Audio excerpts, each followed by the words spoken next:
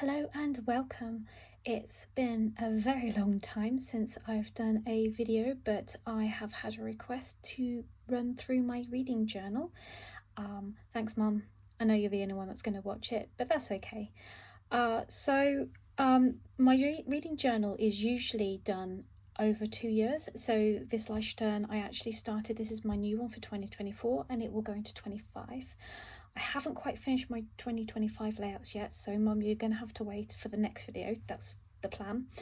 And so I thought I'd run you through what exactly I did for my reading journal to just give ideas and inspiration for anyone else who wants to watch, and Mum, you can enjoy my badly drawn paintings.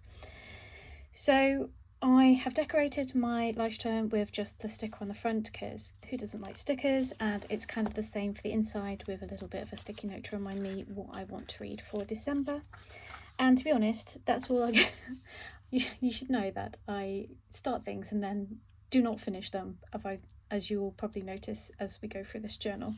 So I don't usually do a content page because I never look at it. So the first page I have is the page where I have a quote that I do every year. This is the quote I do pretty much most years. Basically, enter every activity without giving mental recognition to the possibility of defeat. Concentrate on your strengths, not weaknesses, on your powers instead of your problems. So if we all think about that while we go through this journal, that would be great. So the other thing I have is a tip in as well, where it's just my star rating. As you can tell, I did it nice and neat with the colour, but with the outline, but I never coloured it in. You'll see that quite a lot. So on our first page we have my book of the year. It's a little bracket thing where basically the best book of each month will go into the column on the left, and then it will go down until we have the book of the year. I'm fairly sure I know what the book of the year is going to be, but I don't want to say it yet. But I'm going to switch it up for next year, but spoiler alert. As you can see, I drew the outline, but I didn't actually colour it in. I'm not sure why I didn't. I think I go through stages where I draw things and then forget to colour it in. This journal is really about what works for me. So if I don't manage to colour in, that's absolutely fine. Really, it's just the information that I want to keep hold. And also I can remember with fondness that I actually didn't finish it. And I can always finish it in the future if I really wanted to. So then we have a book awards for 24, and of course, because we're not finished with 24 yet, it's basically blank. And it's the same with the yearly stats. As you can see, I've got my post-it note ready. I may not even do this because I have tried to do this in several other books, but I just forget what I actually want to track. So moving on. So this is kind of fun. I do a format by pixels and a tropes by pixel. So for each book, I note down whether it was a physical, ebook, or an audio book. And on this side, I do tropes. And I'm fairly sure I spelled tropes wrong, and I'm fairly sure I spelled tropes wrong again later on, but that's again okay. Again, fondness of how badly I can spell. But I had kind of a lot of fun with doing the tropes by pixel, and it's something I'm going to carry on next year, as I really like to see kind of like what are my favourite tropes. It doesn't mean that the book only is about that, it's just that's the trope I liked the most out of the book. And I think the underdog is still winning, other than I want to say the green one is aliens. Let me just consult my notes. Oh yeah, Aliens Among Us is the alien one, so to speak, but I'll show you the tip-ins for that. Actually, I might as well show you now. So I have a tropes tip-in, so really they should be going on the side, but I found them kind of annoying and they've come off several times, so they've just stayed as is, and as I found more tropes, I've just added to it. As you can see, I've done quite a lot of tropes this year. And if I turn over, I also have the year by pixel. So I also colour the year that it was published, because I was just curious to see what year I was reading the most. And I think this year again, 24 might actually be winning, but only because I'm taking part in a readathon that requires me to read a book published in the month that of this year. So fun times. I did keep the pixel pages, if you can see, just literally name, that's it, no more decoration. I could have done more, but I just ran out of time. Whereas the monthly stats, I did do this kind of bubbly kind of thing. I think it was like Zen pattern tangling. I just wanted to do something different. Again, kept it pretty simple. and we're almost at the end of the year, so you can actually tell when I'm filming this. So moving on, this is kind of like my worst disaster. Not disaster, that's the bad word. The one that I did not finish, and I really should have because I put a lot of effort into it. Do you know how long it takes to colour these individual squares? Let me just say, it's a really long time, and I got so far with this and I've annoyed myself because I didn't finish it off. It was supposed to have columns and pretty medieval pictures, but as you can tell, I didn't finish it. However, it's still useful because I actually have been doing my star ratings, which I love the colour scheme, but also I should have picked a totally different colour for one of them because you can't tell really what's a 2-star and what's I think it was like a 4-star. That was my fault, but lessons learned. As you can tell, the same page next door to it, and I still have the same problem, but it works and I still know what it is, so the decoration is just, I suppose, superfluous. Here we have, these are what I call challenges that are, if I say incidental, it just basically means that I decided to track them and see how far I could get without actually making any effort. So I decided to see if I could do the whole alphabet, which I've pretty much done. I think I've just got L, U and Y left to go on this. And the colours, I probably have done this, but I forgot to fill it out, which is why you can just see, like, I've got purple, yellow, grey, brown left, but I'm fairly sure I've done those colours. And I actually managed to do decoration for this side. It was supposed to be like a genre for each of the bits on the decoration, and I kind of half finished it because that was supposed to be gold little berries, but hey ho. And with the alphabet, you can see that doesn't even have a title, but again, it works for me. It does what it needs to.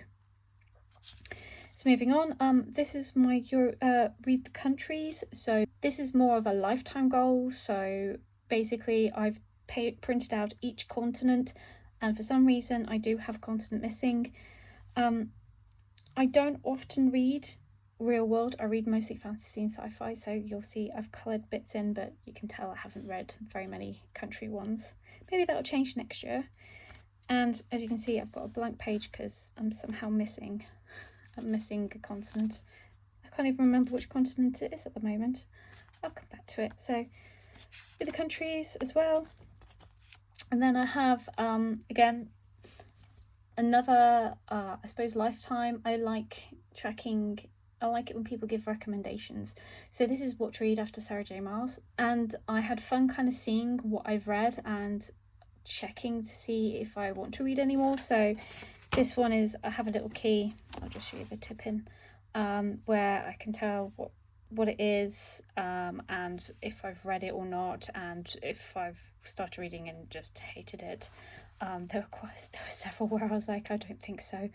But I was surprised at how many I had read, and this is just for me to go back to if I'm in the mood to read romantasy, which is what it's all called. And I think it goes across 2 pages.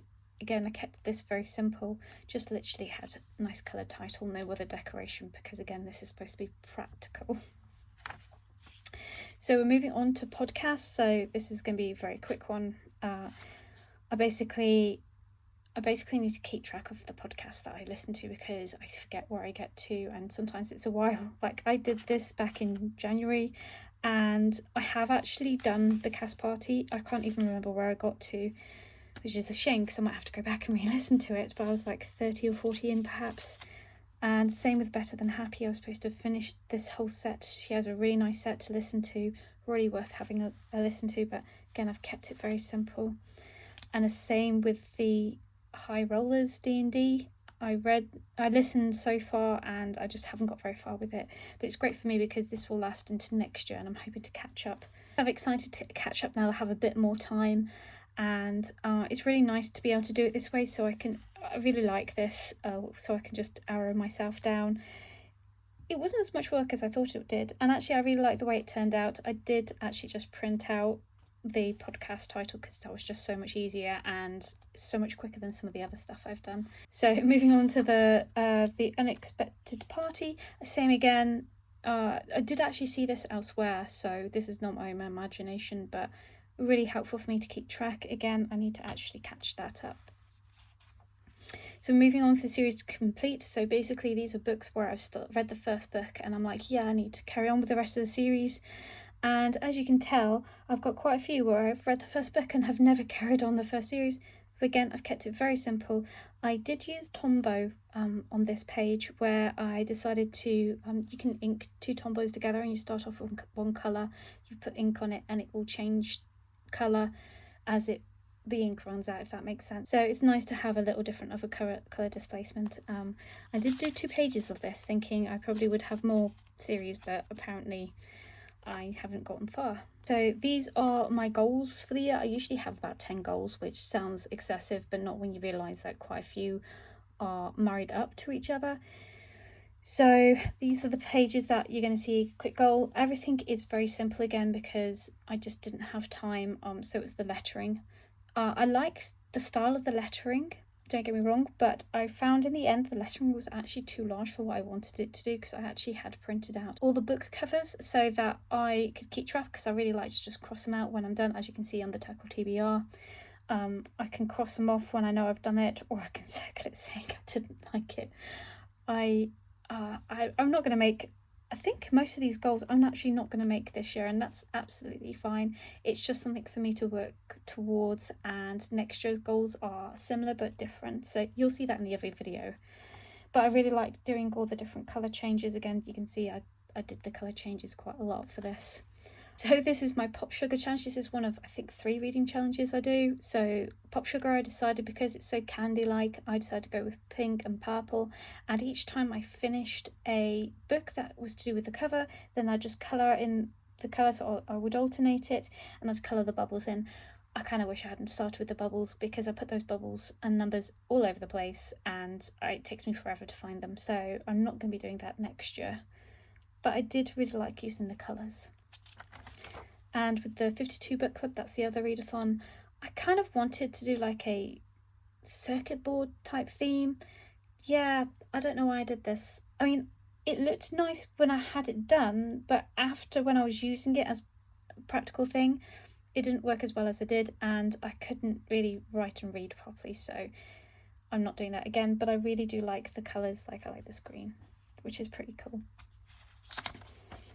And then my newts, yes, I did stick that in. Yes, it was my little transfer paper. The newts ended up being absolutely massive. This is the third reading challenge I have, and basically you read for your newts, and I really enjoyed it. This is just my summary page, and I had to split it up because I'd had this page assigned to newts, but I hadn't had enough space, not realising how big it was going to be, which is absolutely fine. You'll see that in a couple of minutes. And maybe I did 4 reading challenges, but who's counting? Apparently I am not. With the fantasy bingo, again, it's very similar to the other ones, where I just colour it in when I finish it. I didn't really colour in the title, but that's fine. Same with the annotation. I decided to annotate this year. That did not go as well as I thought in some ways. I want to do one of those annotation people, but I think I need to practice more, which is, it was fine, but I think I should have just done it randomly rather than picked 4 books that I wanted to do. I didn't really enjoy annotating some of those. So now we have the Tackle audio and my 12 new books. It's not really much to say, really, other than you can tell I just drew the titles in, and that's fine. We're just going black and white theme now. And worse, like with the complete the series, because I don't have access to a printer at the moment. I'd never printed them off, so I never remembered. So I think I actually have completed 1 series, and that's the Miss Marple series, which I really did enjoy. And again, that's fine. It's to remind me that if I don't have something written down and I don't go to it as often, I'm not going to remember it. So it's great to remember that for next year. And I did actually pick several books from the Sarah J Maas book list. This was more for the longer term rather than being in the goals, but I kind of got somewhere-ish with them. Some of them I didn't really like at all. Okay, so here we have the newts. As you can see, this is why it just took so much, because there was 60 different prompts that I needed to fit in, and you could not fit 60 in here unless you just write it in a line, and I'm a much more of a visual person. So I did minutes with ancient ruins, arithmancy, astronomy, care of magic creatures, charms, defense against the arts, divination, herbology, muggle studies, potions, transfiguration, and these were the extra prompts to go with them as well. So to get like exceeds expectations, you had to do these extra prompts, which basically I've done. It was really nice to have something different where it wasn't necessarily about the book, but it was just a bit of fun to do, to add in. I really enjoyed that. Now we're getting into my monthly spreads. I'm undernod about doing monthly spreads, but I really like to use the monthly spreads as a creativity thing because I don't get very much time to do creative things at the moment, having to move house and work and stuff, long story. So I decided, and also by the way, very limited in what I had, so quite a few of these I had very limited access to any colours, pens and anything. In fact, it's not till later on this year that I actually did any watercolour, and I think I've forgotten everything about watercolour. But anyway, let's crack on with this because we don't need to spend too much time on it. So basically, I pick a theme for each month and try and theme it. At the beginning of the year, I did think that I would want to do like a medieval theme, so I'd have medieval decorations and then I'd have a theme to go with it. So I picked, I think, crime for January and had started with the medieval theme. You can tell I do not stick to this because it's not that I get bored, but I kind of want to spread and try and do different things, as you'll see in a second. So for every month, I usually have the front page, my TBR, what I've actually read, and actually each day that I have actually read. It just helps me to keep track and actually reminds me, because it's very good for your mental health to be able to read. And I find that helps, that if I have a habit, if I know that I've got to tick it off in my book, actually it's a little bit of a dopamine so that I can tick it off. As you can see, in February I've already abandoned the medieval theme. I'm just going with it. So I decided to go hearts because February and romance. So it's just like a square hearts. Not a huge fan of what I did with this, crossing it out, but it's fine. I did like the little hearts that are in here, and I've also numbered them because I'm keeping track of how much I'm doing, especially for the pixels, so I could actually connect everything together. I actually think I got confused. I didn't start doing that till February. No, April. And I wish I'd started in January, but anyway. And that's of course my jar that I've read for each day. March was supposed to be lucky or luck. So as you can see, I always have the same. And then April has to be one of my most favourite spreads. I did stars and planets. I really liked how this turned out. I actually had some really cool zebra midliners and I've been trying them out. Really love the colours with this and how it all turned out. As you can see, I think it's one of the best layouts I've actually ever done. Then we're in May and I went with Star Wars theme. And again, like, you can Google a lot of these themes all over the internet. I did have a look and change things to what I wanted it to be, and just found similar ideas.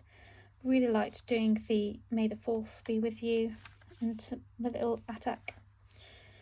In June, I always go to the UK Board Game Expo, so I always do like a board game theme for June. I think the most critical thing I think about this is I didn't like the lettering because I literally can't see it. I don't think you can see it very well either. I really liked doing the little tiles though. It was really fun because what I did is I took a dice and just rolled the dice and had a different thing assigned to each dice, and each time I rolled it we got a different tile, so it was very mixed up. Really enjoyed that, and I did the same again for that. And as you can tell, I did a really big reading splurge, I suppose the best term it is, because I rediscovered one of my favourite authors actually had a new book out and I just wanted to read the whole series and I got sucked in. So I really enjoyed it, and I really enjoyed writing in and also doing the numbers. It was so cool because again I rolled the dice and each day I had dice. It was very addictive actually. Rolled the dice to see what one I could colour in after I had read. So this turned out to be much better. I just wish the title had been better. Moving on to July, we did Lighthouse and Light. Kind of cool, black and white with orange. Again, I may have been overreading. I found a new author.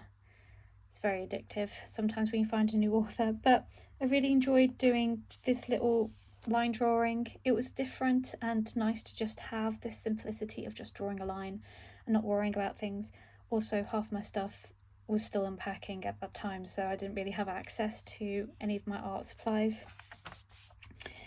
August, I decided to do like snakes. I don't know. I'm not a fan. I was inspired by a shop in York where they had this kind of like rubber snake picture. Really, it felt inspired, but I don't know. I didn't like the results. I think this one is the better one, like just with the colours. But overall, I just didn't really like it.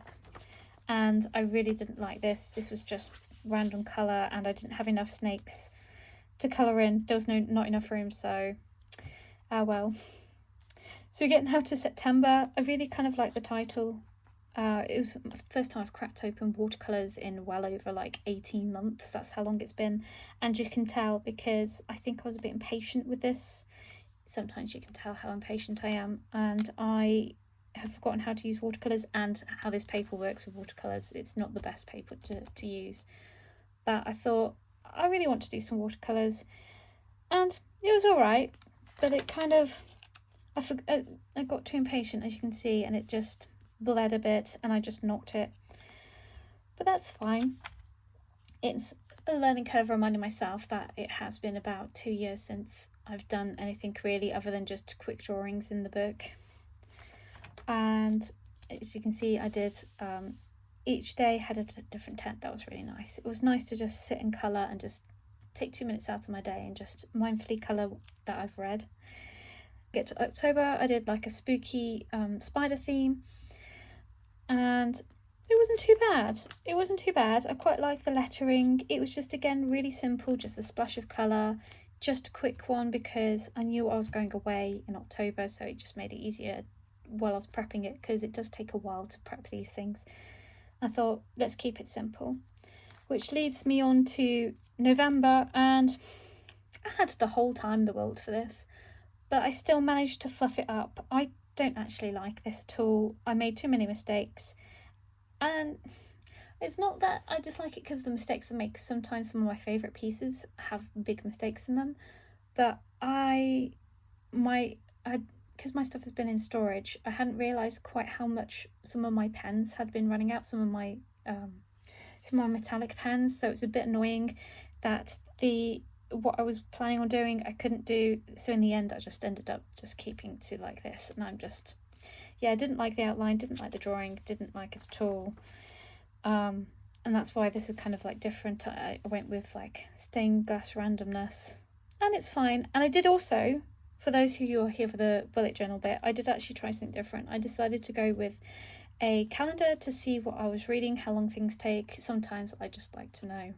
Bit random, but it was nice doing something different. So this leads me on to my last theme, and this is thankfully going to be the end of the video. You'll be happy to know. This is the theme I just finished today, so this is why the video is going up, and that is my December theme. And I decided to go with kind of like a little fantasy village. I really liked the thought of it, and I got to try some new paints out, which was really nice. I really liked trying the new paints, except as you can tell, I had a little bit of a problem. I thought it was dry, and for some reason I wiped my finger across it, so now we have a bit of a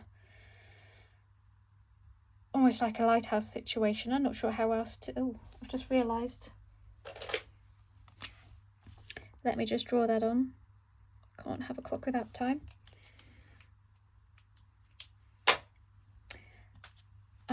Sorry about that. I just realised we had no clock with time.